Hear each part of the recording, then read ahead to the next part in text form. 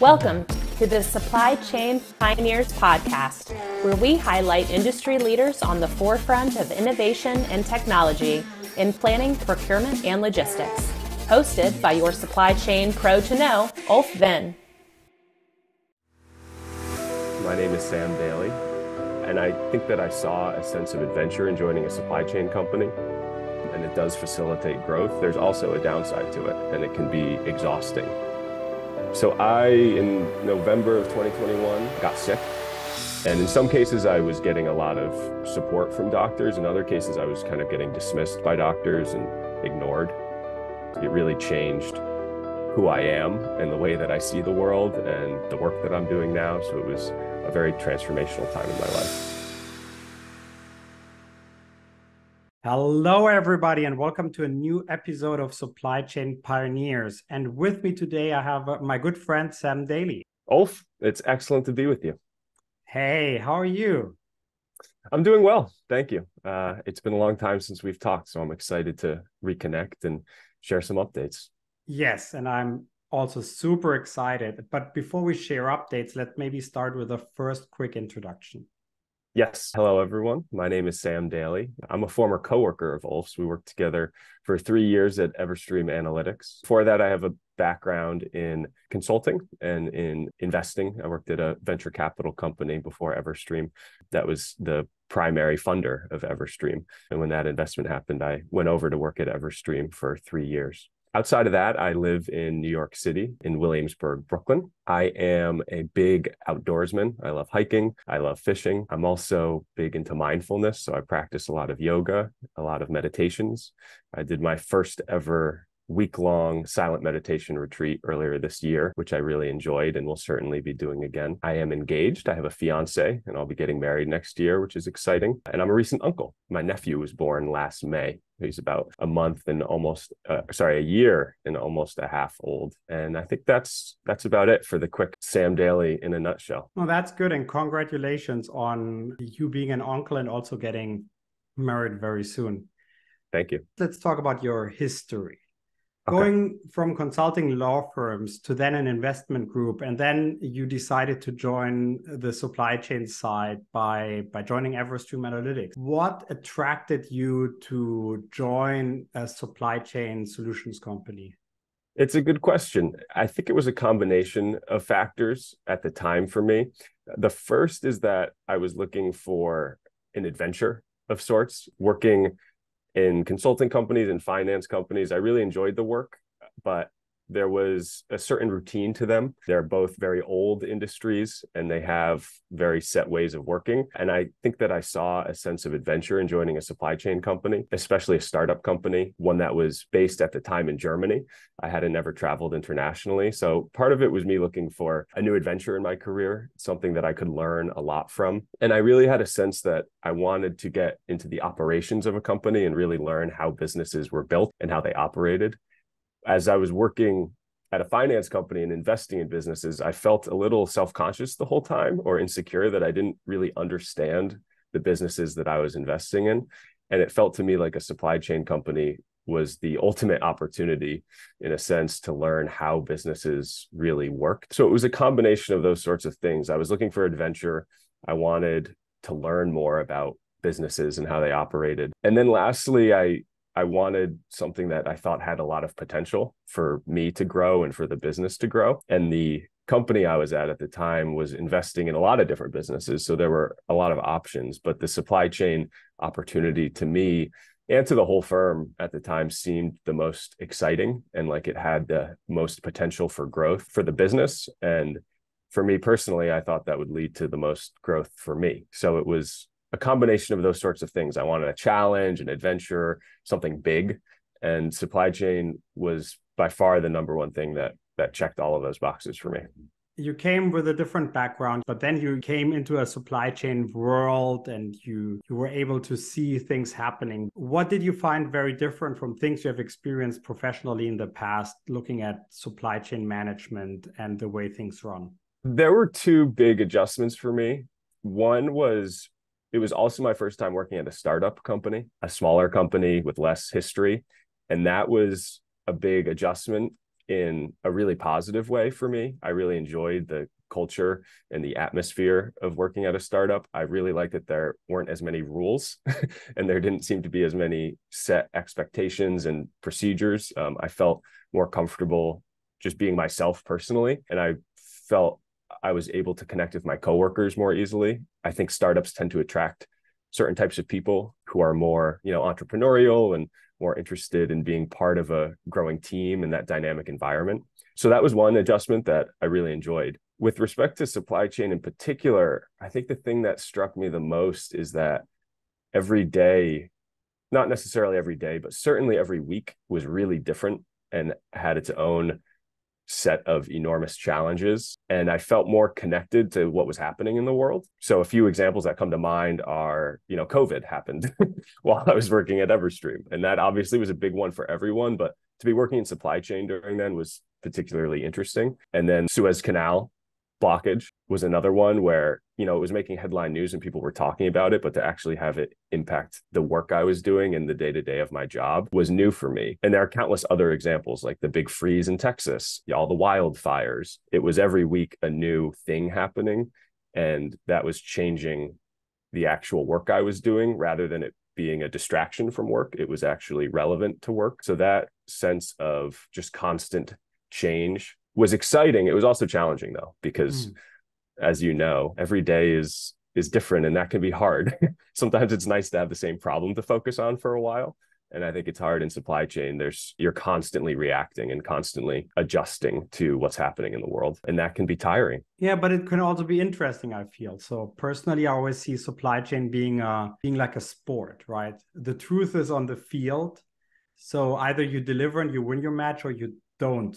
And that's kind of it, right? So you have to overcome all challenges that getting thrown at you. And with strategy, you can reduce the amount of challenges you might face, which is a great way of working, right? So you always have to balance strategy and tactical things where you have to just react. Yeah. And I personally love that a lot. And I think that being in a startup is very similar. What do you agree? Yeah, I do. And you have a similar experience in a way, because I know you worked at Huawei for many years and then joined DHL and then found your way to the innovation center and a more startup environment. Was that like an intentional move on your part, or did that just happen by coincidence? Being in Huawei was like a startup back in the days, because when I started, there were 11 employees in Germany. So while it was a huge, big company all over the world where we were not a lot of people. But then over time, we were able to really grow this out into a massive business very quickly, because of the products we had were very good and the price was very competitive. And I mean, everybody knows the story right now why that may be. But back then, everybody was really embracing it. And then the transition naturally came for me, because as you experienced COVID, as you experienced the Suez Canal, I started looking at the ash cloud, the earthquake in Japan, the flood in Thailand, and then also the flood in Germany. And I already back then saw like the tremendous opportunity to make life easier by managing risks. And that really attracted me to work with, back then, one of my vendors, DHL, on that topic. So I kind of switched side, but I wouldn't have done it if not for supply chain risk management, because I'm really passionate about this. And I have been burned before, like so many others. So Yeah.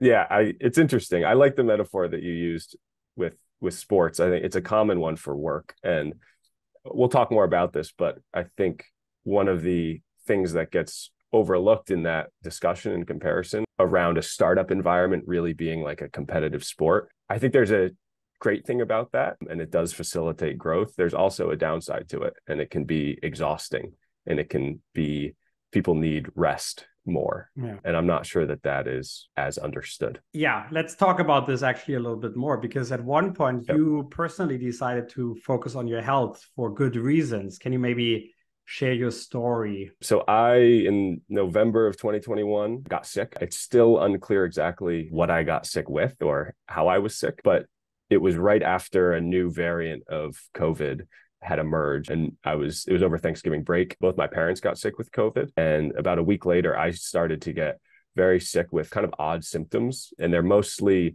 symptoms that are associated with long COVID, although I never had COVID. But I got really bad brain fog, essentially. And it was a pretty challenging few months. I was like physically, I was unable to drive long distances. I was unable to have long conversations with people, and I was definitely unable to work. So it was a lot of limitation for me. And I wasn't getting any answers medically for what was happening. So I was engaging with doctors, and there was just a lot of confusion and uncertainty. And in some cases, I was getting a lot of support from doctors. In other cases, I was kind of getting dismissed by doctors and ignored, which was difficult as well. And I used that opportunity to, as you said, really focus on my health. I felt a really strong drive at the time to focus on like getting back up to full speed and getting back to work and living my life as I had been. But I felt something else in me also, knowing that I needed to take time and rest and take care of myself. And I made a decision at a certain point to really do that, like 100%, to take care of myself and focus on getting back mentally and physically to where I needed to be. So that's what I did. I can talk more about specifically kind of the things that I did that helped me, but I am happy to say that it took about a year, maybe a little bit longer, for me to get to a point where I really felt healthy again. So it was a long journey, and it really changed who I am and the way that I see the world and the work that I'm doing now. So it was a very transformational time in my life. If we could weave that together, the things you did in the year to your path to now being a coach for leaders, that would be great. I think that would really help tie everything together. Yeah, let's see if I can do this elegantly, because I do think there are a lot of connections here. So I focused in my time off on a few different things. A lot of it was mindfulness related. I was doing a lot of yoga and meditation. I was really watching what I ate and my diet more carefully. I was treating sleep like it was a form of religion. I was really focusing on sleep hygiene and getting a good night's sleep every night. And I was just noticing I stopped drinking as well. I wanted to know and really feel how I was feeling because for a while when I was sick, I was unsure of what was wrong with me. So I wanted to get to a point where I knew I was taking care of myself so that I was feeling the best that I could. And I weave that. I now work in coaching, and I specifically focus on coaching people in a workplace environment and people that tend to be in more stressful workplace environments. And the reason I did that is I felt that I learned so much about myself, and I learned how to take care of myself in a way that I wasn't before. And I wanted to share some of the things that I learned with people. And I developed almost an empathy like for myself and the things that I was doing to myself. And I wanted to give those to other people. So the way that I work with people now in coaching is trying to give leaders in businesses the support and tools and empathy that they need to have a high performance at work, but to do so in a more sustainable way. So to take care of oneself, to make healthy choices, to connect with people well and engage in their relationships. That was one of the really critical things that I learned when I was sick, is the importance of relationships. And I don't think that's a lesson that someone learns until they have to. It took me getting sick to realize how important it was to have friends and family and a fiance who took care of me and supported me. And when I compare that to the relationships that I have at work, I think about the ways that we can better support each other at work and invest in those relationships and build stronger relationships. And I think that doesn't just mean empathy and support. It also means being honest with people and setting boundaries and accountability and making healthy choices for ourselves and for others. So hopefully that comes together for people, how the things that I learned during my time off and sickness and recovery is informing a lot of the coaching work that I do now. No, that's very interesting. I have a follow-up question here. Cool. Connecting with people nowadays is getting harder because we're not in the same office anymore very often. Yep. So how would you say can somebody really connect well over a remote environment? That's a good question. We were remote before it was cool, before COVID. I don't think there's a replacement for in-person connection. I've learned that with a lot of the coaching that I do. You can't connect with people the same way remotely, but there are things that you can do to make up for it. And I think those include, the great thing about connecting with people live is that it leaves room for coincidence, for casual conversation, for silence, for catching up with people, not talking about an agenda. And I think recreating that virtually is possible, and people don't really do it. So just setting up times where you can talk with people casually, where you're not in a meeting, you're just hanging out virtually, is possible. I also think there's more of a need virtually for taking breaks. It's easier and more like renewing to be in meetings with people in the same place all day, but being on Zoom all day is exhausting, as anyone can tell you. So I think there's a balance there between making time to connect with people virtually, that in a way that is unstructured, in a way that's more social, and then also giving yourself breaks and time to not be on Zoom. And then I also think, lastly, there's so many great collaboration tools and ways of connecting with people virtually that isn't over Zoom, and thinking about and being intentional about how people use those. So not everything needs to be a 30-minute Zoom meeting. Some things can be standalone Slack messages, and coming up with like healthy habits and hygiene around how you use what tools, I think, can be helpful. And there are certain companies and cultures that just naturally know how to use different tools, and I think others that need to be taught. Okay, we have talked a lot about the sport nature of supply chain and also the sport nature of a startup. All of that obviously comes with some pressure to deliver. What are the top 3 things you would tell others to consider when they need to reduce your stress levels in work? The first one I already mentioned, which is sleep. I think everything in life begins with sleep and ends with sleep. Building healthy habits around sleep, good sleep hygiene. I can recommend a great book called Why We Sleep by Matt Walker, and just focusing on sleep. And to me, the thing that people struggle with most about sleep, especially in the work context, is being able to shut off at night. Our brains are moving so fast that it can be hard to slow down, and sleep requires slowing down. So thinking about it in that context, how can I slow down in the evening and distance myself from work a little bit? That would definitely be number 1. Number 2, I think, is fitness in a way. And fitness can mean a lot of different things, but to me, the important aspect is getting into your body, feeling your body, doing something with your body. Our bodies have needs. And I think in the athletic context, we serve our body's needs. In the work context, if you use the athleticism metaphor, our brains are the only muscle that we use, and that's really exhausting. So having some sort of practice outside of work that gets you into your body and feeling your body and meeting your body's needs is a really helpful stress management tool.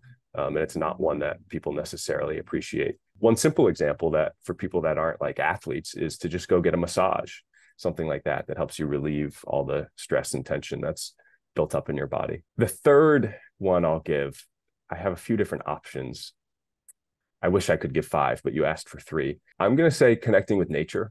For me personally, nature is really healing, and it's a natural stress reliever. It's where we belong, and it's difficult in a modern environment to get out in nature sometimes, and our work usually keeps us from nature. So that can just be going for a walk. It's a really good one to do in the middle of the day as well. So just scheduling some free time on your calendar and going for a 15 or 20-minute walk can totally change your day and really be a good stress reliever. So that would be the third tip I give. I do a 30-minute walk after work every day. And Nice. It's direct because nature is very close to where I live as well. I have like fields and a small river. I really recommend that as well. Nice. How are you sleeping these days? I learned how to sleep well. The problem I have is when I wake up in the middle of the night, sleeping again and shutting my brain off then is harder than going to sleep for me, because I have a good sleep hygiene going into sleep. Yeah. But then when I wake up and I start thinking, then it's like, it's not perfect. I have to still work on that. Yeah. That's the hard one. The teaching your brain to shut off sometimes can be tough. What I realized is as soon as I get in touch with water, it's tough of me to switch off my brain, which is weird. I cannot With explain water? that. Yeah, exactly. If I drink something or wash my hands, it's like, then it's over. Then I'm awake. And then my brain starts working. Yeah. Let's talk about a big concern for supply chain management, which is supply chain talent retention, right? We talked about the pressure there is. We see people leave after COVID, and we see still like people are just leaving right now. What are things you recommend to leaders to generate a healthy culture that makes people stay? I think culture is an interesting topic. It gets a lot of attention now. And the interesting thing about that is if you think about groups that you're part of or environments that you're in that have really good cultures, they're typically not the ones that talk about culture the most. They just kind of happen naturally, which is tough. It can feel like, the more we try to make a good culture, the more futile it is. So here's one way I like to think about culture that maybe will be helpful, especially in the workplace. Work to me is the natural evolution in our lives of like our education. So we go to school, we, learn things, we go to college, we learn more, and then we go to work. And that's where we apply what we have learned. And if you think about the culture in school, I think that extends to the workplace. And the culture in school is one of control. Teachers are the ones in control. They control people. It's one of external motivation. People get grades. You study because you want to get good grades. You want to go to a good college. You want to get a good job. You want to make a lot of money. So it's this whole part of our lives that's kind of imposed on us in a way by someone else. And we learn how to behave well and follow the rules. And that then becomes the culture of most workplaces. So it's this command and control culture where we tell people what to do. We set rules. We punish people who don't follow them. We motivate people with money and people's search for approval. And the problem with that is it results in a really lousy culture. People don't feel comfortable being themselves. People don't connect with each other and have real conversations. And to me, that's the core of a lot of culture problems. And again, if you think about groups that you're part of, environments that you're part of that have really good cultures, it's the opposite of that. It's where you feel like you just belong naturally, where you feel like you can be yourself, where you feel like you're inherently interested and want to be somewhere and want to show up. And that distinction between intrinsic motivation and extrinsic motivation, I think, is at the core of a lot of culture problems and a lot of the talent retention problems. The more people feel like they're not in control and they don't have autonomy over their decisions, the less likely they are to work as hard, think as hard, be as creative, overcome challenges, all the things that we need in supply chain management these days. Money is actually a really bad motivator for people. And I'm not sure that that's understood in the workplace. There's a lot of research around this. If you're interested in it, you can look up self-determination theory, but it's pretty well understood by psychologists that if you pay someone more to do a task, the more challenging the task gets, the more likely people are to give up early, to not work as hard. And that's because money is not a good motivator. What's a good motivator is people's inherent interests. People are naturally problem solving, they're goal seeking, they want to grow and learn. So to me, cultures that are built around people first, that inherent motivation, and figuring out what makes people tick, what makes people grow, what people are interested, and then aligning people's individual goals with the organizational goals that's what culture is really. It's how do we treat our people, and do we allow them and excite them and empower them to be themselves? And companies that do that well have employees that are loyal, that are motivated, that work hard, that do all the things that we want them to do just naturally, not because someone is yelling at them to do it. And again, I want to turn the table here to you, Ulf, because I've seen your career develop and grow and change, and you find yourself in a place where you are able to be yourself. You have a really strong personality, and I think it shows through in a lot of the work that you do, which is really admirable. So I would ask you, does my answer resonate with you? And have you, just from your own personal experience, do you find that true? Yeah, I think I do. I also feel that I really have already in school never cared about other people's judgment of me. It never interested me at all. So for me, it was very easy to just go and do my thing. And I did the same in work. So if I thought something smart, then I just fought for it. And if I find enough people that buy in, I just did it essentially. And I still continue to do that today. Mm-hmm. And for me, it's always good to work on something where I intrinsically feel it's the right thing to do. Mm-hmm. And I mean, supply chain risk management for me is a great passion topic, and it has to do with your topic of mental health, because I do feel people are burning out because of these exceptional disruptions happening every day, all day. And the stress reliever for me is the biggest motivation to be here. And anything that I do tries to serve the purpose of making work in supply chain easier and more fun. That's for me a big topic, because I saw crises being managed well, but I also have seen crises being managed not well. And then I stood in front of a customer and get shouted at, and that wasn't a fun experience. And I want to avoid that for others as much as possible. Yeah. And that's how I structure my work as well. Yeah. And everybody buys into that, funnily enough. So I don't have much trouble of justification issues.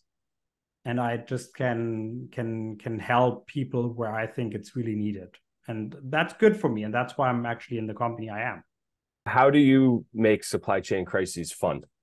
I do believe as long as you feel like you're in control, you are having fun. And I mean, my own experience is there was a flood in Germany. And the same day it happened, we were called to a company that we worked with at the time, and they wanted to know how we're going to solve the situation, right, and still be able to deliver, because we had a plant that produced for Europe in the eastern part of Europe. We needed to go over the flooded river. Mm-hmm. So I came in and said, we made a map. We knew which suppliers were in the area as well, that were local suppliers for that specific project. So I just called everybody up, all the suppliers, and said, make a photo of your plant and show me if it's flooded or not. And then they gave me photos. And then I screenshotted a rerouting, how we can reroute the material over Google. And it took us only 3 hours longer. So we essentially, I came into the meeting with 8 photos and 1 Google mm-hmm. Maps screenshot, and said, okay, that's the situation. Nobody's flooded.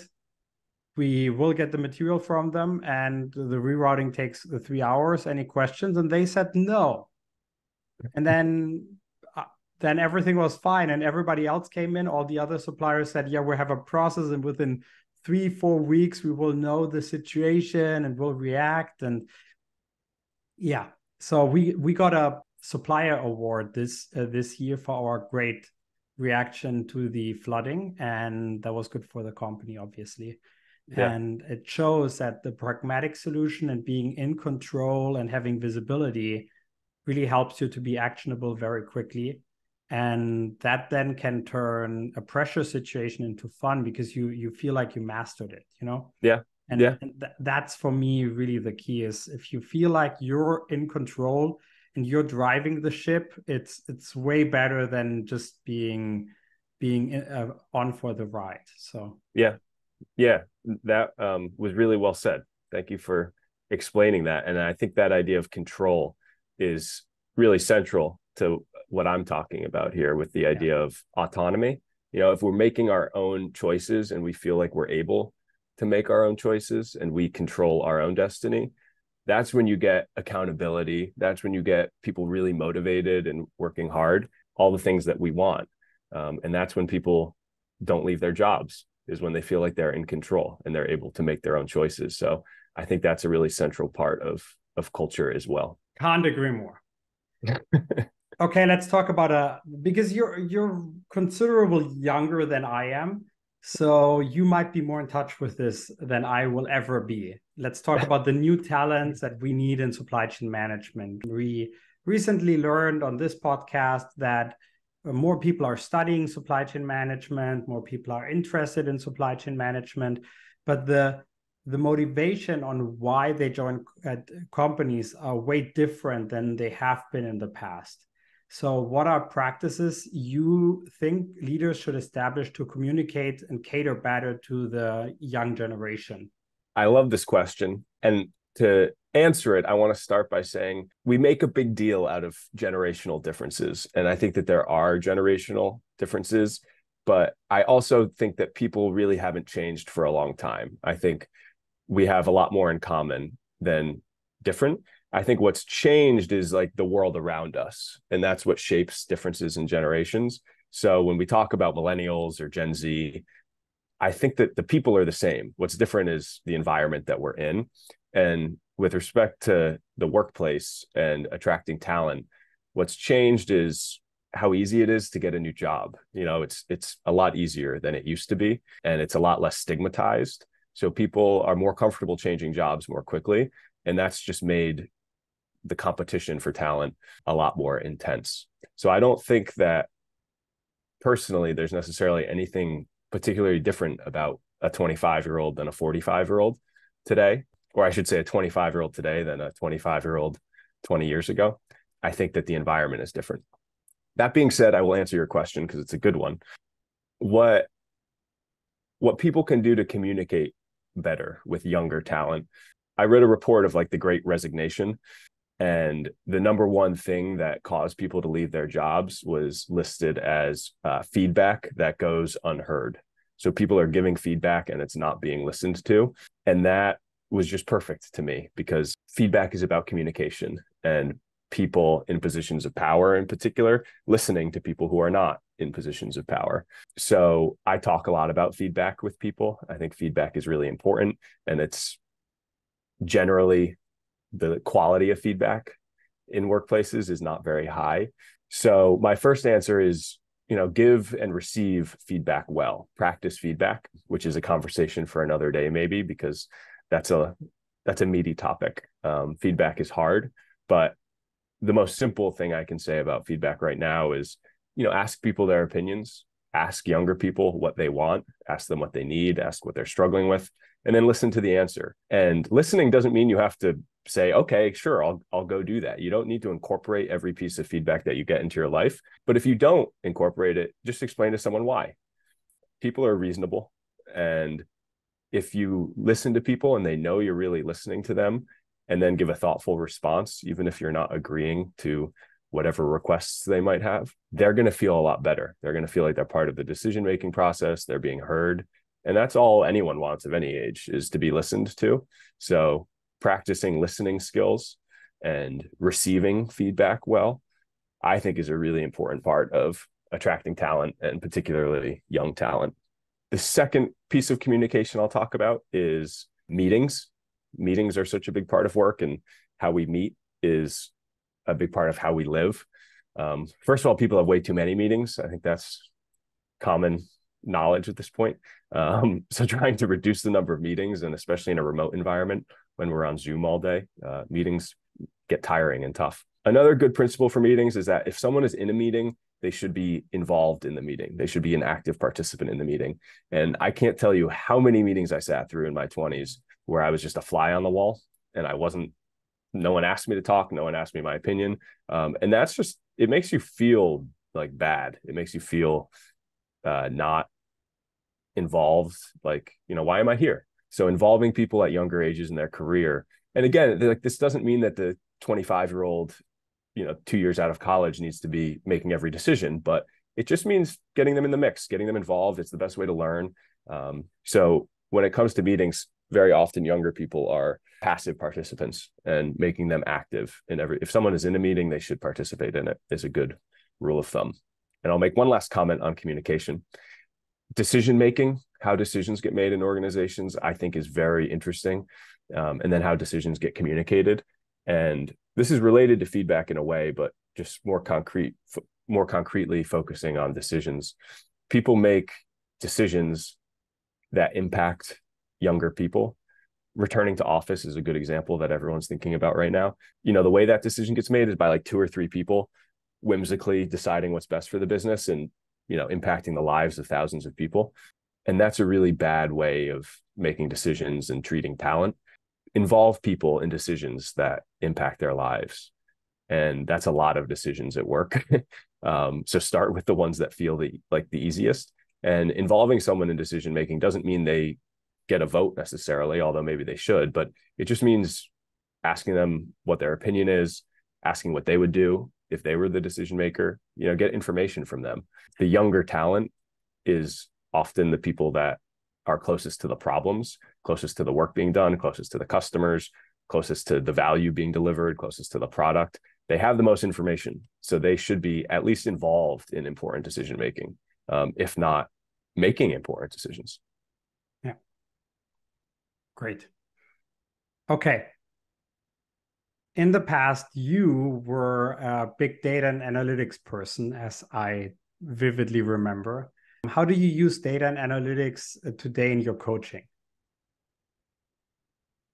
If I had to give a really short answer, I would say I don't. Okay. If I could give a slightly longer answer, I would say I still do a little bit, but it's a lot more limited.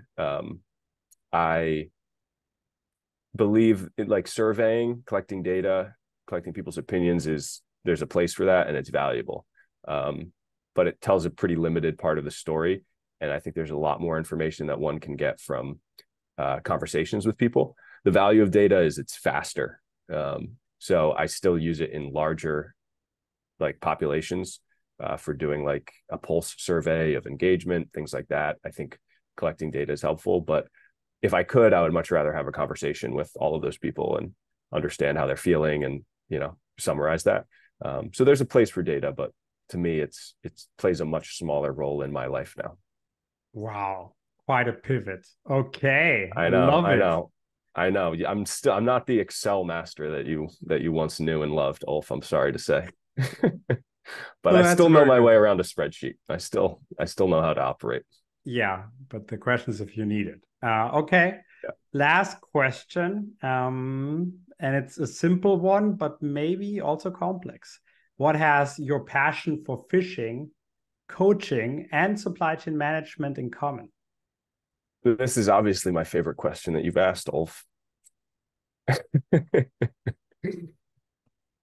To me, the thing that ties those 3 very different things in my brain together is the idea of patience. Fishing is a sport of patience. Nothing happens for long periods of time, and then there's a brief moment of excitement. And fishing is all about the waiting, the in-between times, and all the things that can go wrong during those periods. Your hook gets snagged, your knot breaks, especially fly fishing. There's a million things that can go wrong and only one thing that can go right. Coaching is also, in a way, a game of patience.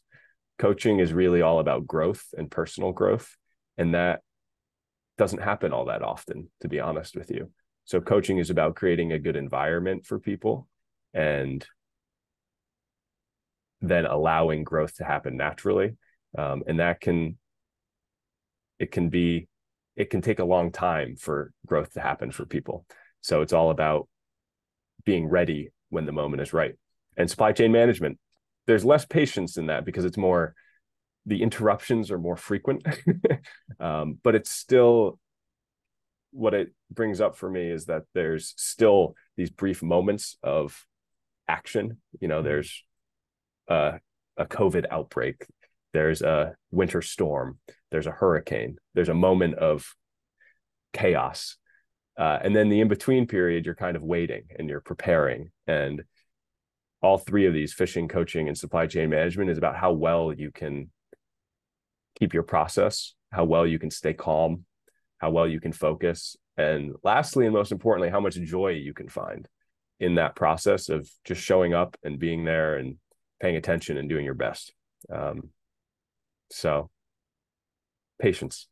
Patience, yeah. You need a lot of patience also for doing supply chain strategy because you often get interrupted by other things, right? As you just talked about. So strategic moves not so easy in supply chain management. You need a lot of patience to make sure that at the end you get there.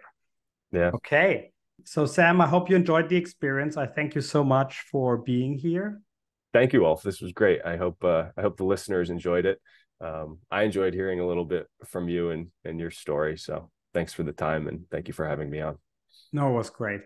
And I hope everybody enjoyed it. And for now, we want to say bye-bye. Bye-bye. This was Supply Chain Pioneers. Thanks for watching, listening, or however you are enjoying this podcast. You can find Supply Chain Pioneers on Spotify, Apple Podcasts, all other major podcast players, as well as on YouTube at Ulf Talks Supply Chain. Please don't forget to like, subscribe, and comment. See you next time.